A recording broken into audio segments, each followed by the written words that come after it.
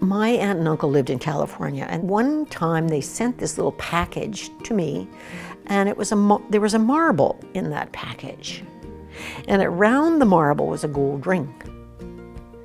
And on the gold ring it said, "Do unto others." And I remember thinking, what does that mean?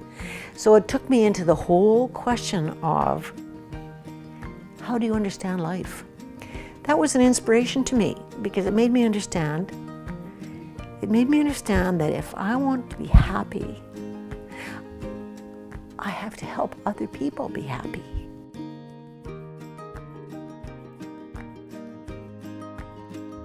Healthcare is not playing with the full team. There's a lot more out there that can be done. So then I went looking.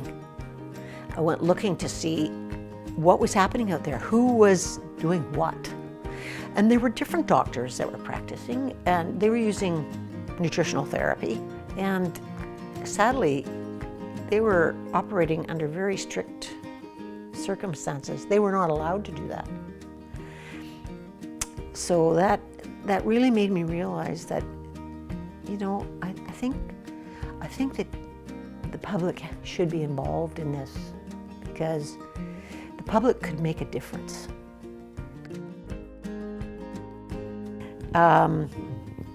The very first office we had was in 1984, and that was in our basement suite. Anyhow, we also shared office space, our basement suite, with a computer programmer, and you know, we had printers going in the middle of the night. It just about drove us crazy. So needless to say, the office moved over to Sunset Street, where we had an office there for probably a couple of years, and then in 1988 we went over to Rumble Street, Rumble and Royal Oak in South Burnaby, and we're there for 25 years. A lot of good stuff happened there. I feel that the people who prefer a nutritional or a non-drug approach to healthcare should have the same rights and privileges as those that prefer drug therapy. And so what I would love to see is practitioners, all practitioners, working together for the benefit of the patient. In other words, why can't we be really smart about healthcare? Why can't we bring back the Health Promotion Directorate, which they eliminated like in 1985 or so, the federal government? Why can't we put some money into prevention instead of spending this huge amount of money on crisis care? So I'd love to see thought and vision put into that, and try to take the vested interest out of it, the economic motive. So I'm an idealist, basically. I think that most people do not understand their own power, their personal power. They think that, you know, they hold these thoughts in that they have, these inspired thoughts. And I think I'd have to say that just having the personal courage to say, I don't know if this is going to make a hill of beans, but I'm going to work at this, right?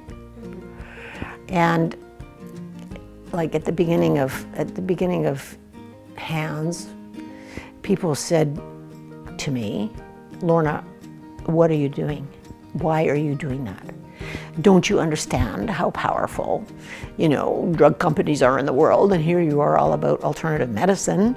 And I remember thinking to myself, I'm doing this for me.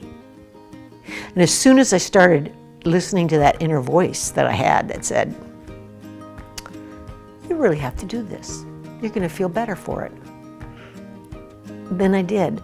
But all this to say, I'm really proud of HANS members.